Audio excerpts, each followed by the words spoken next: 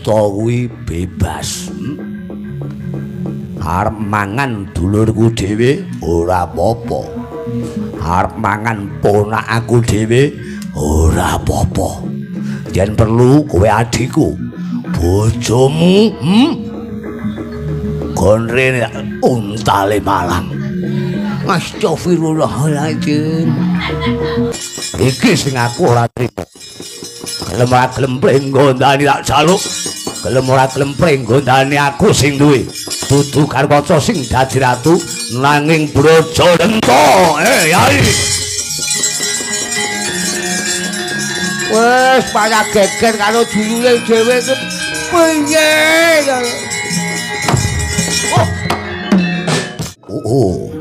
Wong tete Hyang Kalarudra Mas Patik Raja Dewaku. Sadurunge lan sawise aku njaluk pangapura karo kowe ya Kakang Brajadenta. Kaya sing tak andharke ngarep nggone adimu aku Brajamusti lan Kala Bendana sowan ning Kadipaten Glagah Tinunu sowan Kakang Mas Brajadenta iki magepokan kelawan adek-adekan kanalindran ana ing pringgondani sing wis sawetara taun kumplang tanpa pangwasa. Watara uriping para kawula dase padha boyang payingan ora genah. Mulya sengsara ora cetha tegese pringgondani tanpa pangwasa. Ya mung mergo nalika semana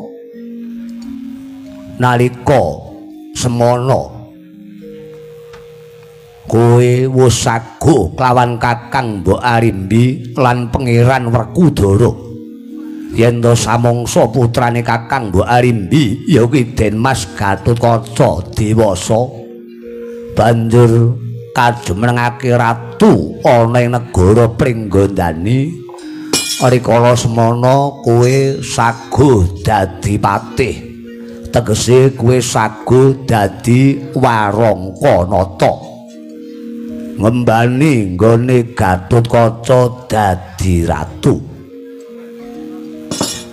Nanging Kakang watara dina ganti dina, sasi ganti sasi nganti tekane taun ganti taun.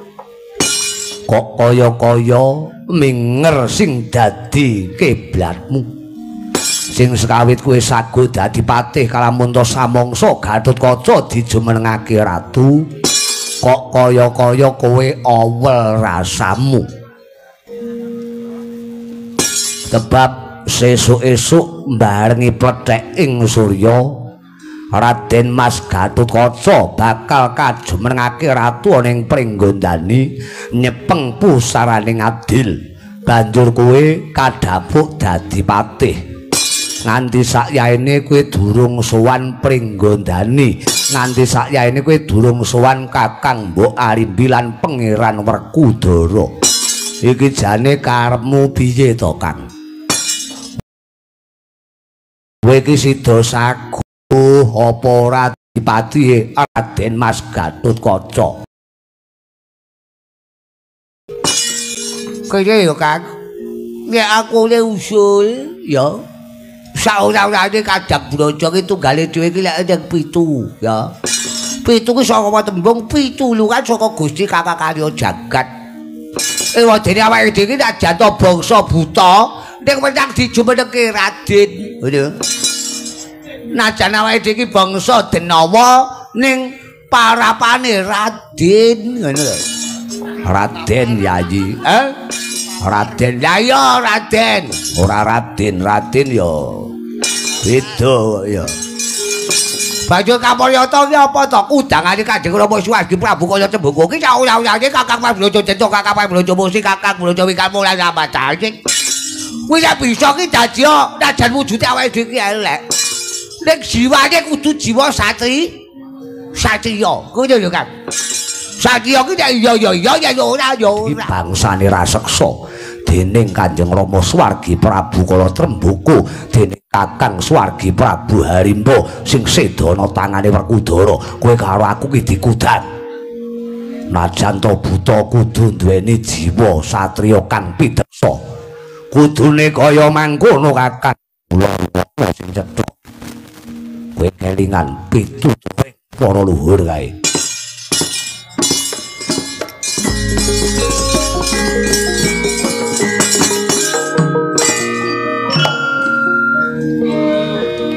pancen aku weruh sabubare geger negara Pringgondani nalika dhawuhe Kakang Mbok Arimbilan Kakang Werkudara mawa pangorbanan ratu sing ora sarujuk dhawuhe Kakang Mbok karo Werkudara ya wis wargi Kakang Prabu Harimba timbang nyawang Kakang Arimbi dhawuh karo Werkudara kan pranyata Werkudara ki tedhak turun mungsuh Kakang Prabu Harimba lila legawa mati ana tangane Werkudara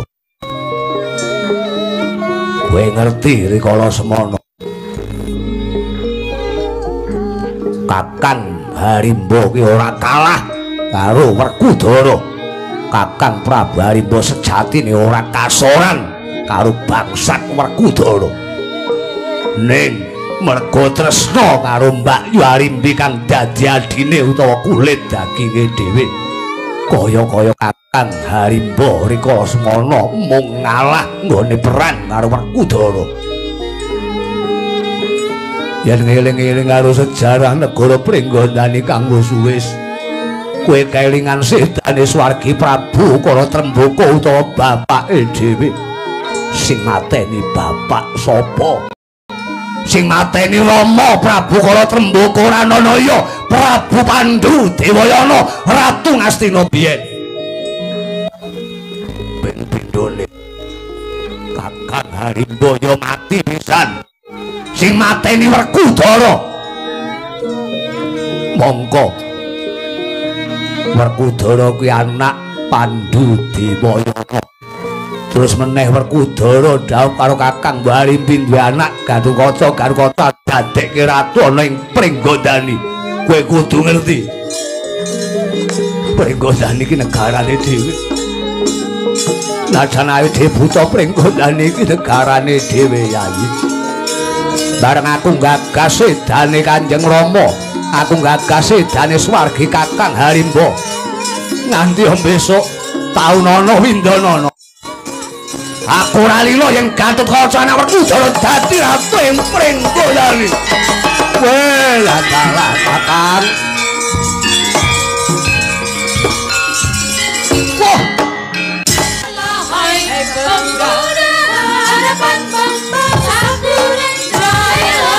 dan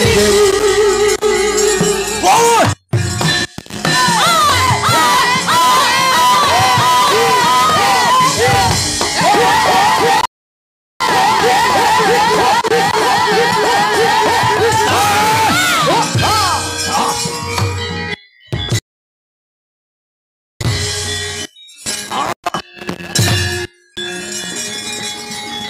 bakal sarujuk Garukaca iso dadi ratu ning kudu nganggo tumbal tugele gulune Brajadenta kowe yen ngono kowe salin mungsuh piye musuhmu dudu Gatotkaca nanging kowe karo aku padha Gatotkaca kuwi sak ora-orane ponakane dhewe kuwi anake Kakang Mbok Arimbi arep ponakane dhewe ning ragane Gatotkaca keneng getihe Werkudara iki sing aku ora trima gelem ora gelem Pringgondani tak jaluk gelem ora gelem Pringgondani aku sing duwe dudu Garukaca sing dadi ratu nanging Brajadenta yai wes payah geger karo dulure dhewe iki piye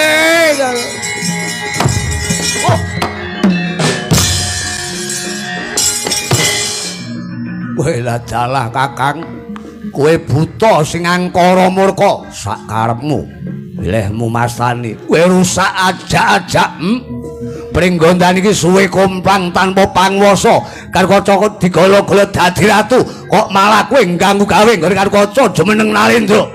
Padha karo kowe ngrusak katentremane nusa bangsa lan negaramu dhewe. Kowe mung karek gedhekke syukur, kowe mung karek gedhekke rasa panarima. Negaramu eneng ratune, eneng sing nata, kok malah kowe ngganggu gawe. Sak karepmu lehmu ngarani buta kuwi bebas. Arep mangan dulurku dhewe ora apa-apa. Arep mangan ponakku dhewe ora apa-apa. Yen perlu kowe adikku, bojomu, kon rene untale malang. Astagfirullahaladzim.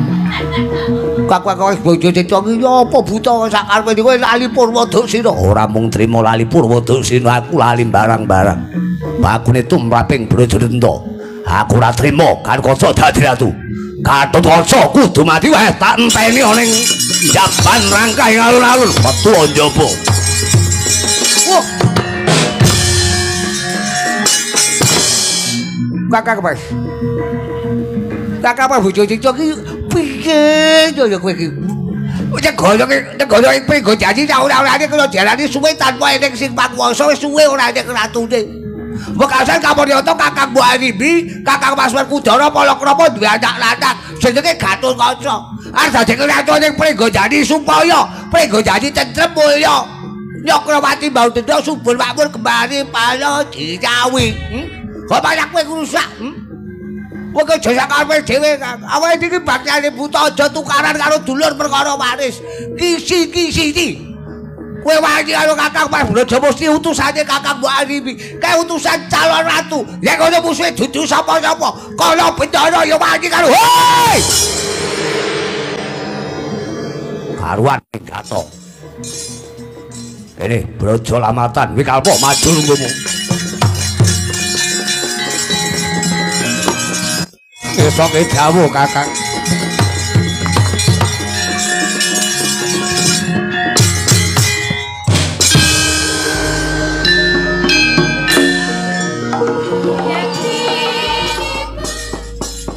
Sadurunge kabeh iki kebacut. Sadurunge sega wis dadi bubur.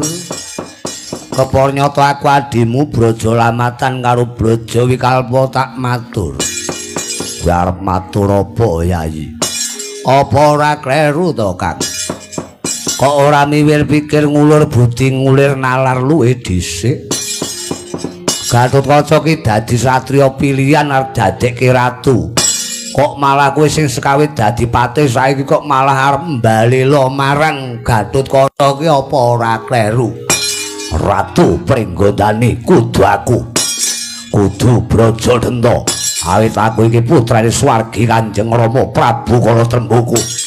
Aku ora trima yen to anake Kakang Mbok Arimbi dadi ratu ning Pringgandani. Sebab kaya tedak turune Werkudara, putune Pandhu Dewayana. Aku ora trima, Yayi.